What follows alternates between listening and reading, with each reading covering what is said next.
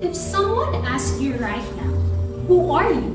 Would you answer your name, your memories, your thoughts, or maybe something deeper?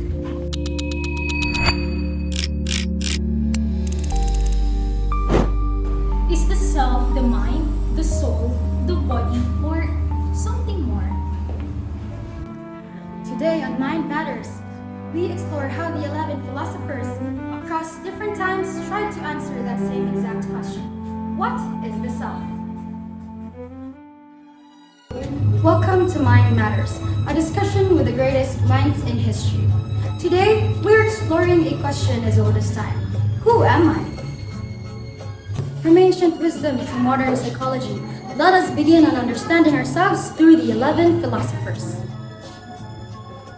In ancient Greece, Socrates walked the street of Athens asking people questions, believing wisdom begins with self-examination. His student Plato later founded the academy and taught how reality goes beyond what we see. Centuries later, Saint Augustine, living during the rise of Christianity, reflected deeply on faith, memory, and the soul. During the scientific revolution, Rene Descartes questioned everything to find certainty. Then came John Locke, an Enlightenment thinker who focused on one experience and learnings. David Hume, also an empiricist, challenged the idea of a permanent self. Immanuel Kant responded by explaining how the mind organizes experiences. During the 20th century, the well-known philosopher Sigmund Freud explored unconscious mind. Philosophers like Gilbert Ryle, Paul Churchland, and Maurice Merleau-Ponty later questioned whether the self is mental, physical, or embodied. Today, we have brought 11 Understanding the Self students that will help us with today's discussion. Say hi to everyone watching! Hi! Alright, let's do this. One question for everyone. When I say self, what's the first thing that comes to mind? Before answering, I ask you, why do you think you already have an answer? So we can't answer that question yet. Exactly. So for Socrates, the self begins with questioning. So without these, we all live blindly. Okay, fair, but if we get questioning, do we ever get answers? Yes, if you look beyond appearances, Plato also mentioned how the self is the soul and should be ruled by reason, not impulses. So when I say I'll start tomorrow, that's my desire stocking. Very much, yes. For Saint Augustine and applying his Christian views, the self is inward and spiritual. Reason helps, but it doesn't quiet the restlessness inside us. We search because the soul longs for meaning. Oh wow, that explains why people can have everything, but yet still feel empty. Exactly! The soul isn't satisfied with the things alone. I have to pause all of that. Rene Descartes doubted everything: faith, senses, even emotions. What remained was thinking itself. That thinking proves that I exist.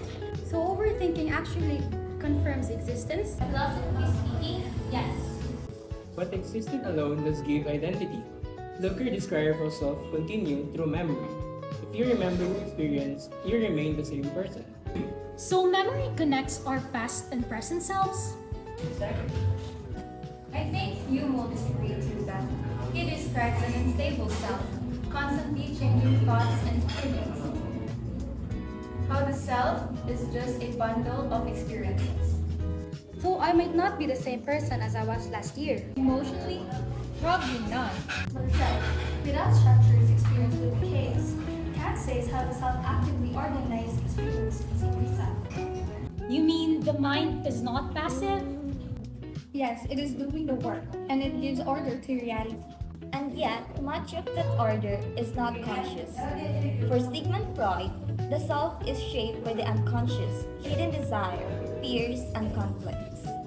So when someone says, I don't know why I did that, They usually mean it. or maybe we're all focused on what's inside, For Gilbert Ryle, the self is seen in behavior, not in mysterious inner entities. More like what we do.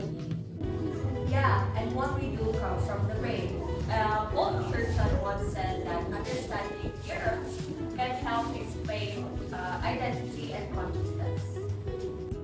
Yes, but don't forget, we don't just think, we also live. Exactly. I have read from Maurice Merleau-Ponty on how the self is embodied, that we experience that the world through our body. So the self isn't just thinking or remembering, it is moving, feeling, and existing. Alright, philosophy sounds deep, but let's make it real. For each of the philosophers that we have mentioned, how do these ideas actually help us lead? Let's start simple. Imagine you're facing a big decision: career, relationship, or even life choices. So Socrates would say, ask question first, like, do I want this? Is it really good for me? So he may not just follow the trend, as an unexamined choices is a risky one. And Plato would add, don't let impulse decide, but let your reason guide you toward your ideals. But sometimes, even with success, people will feel empty. Saint Augustine reminds us to look inward and reflect on purpose and meaning. Well, in moments of confusion, Descartes teaches us to think critically, question assumptions before believing them. Today, we did not just get one answer to who am I. We discovered that the self is questioned, remembered, felt, shaped, and lived.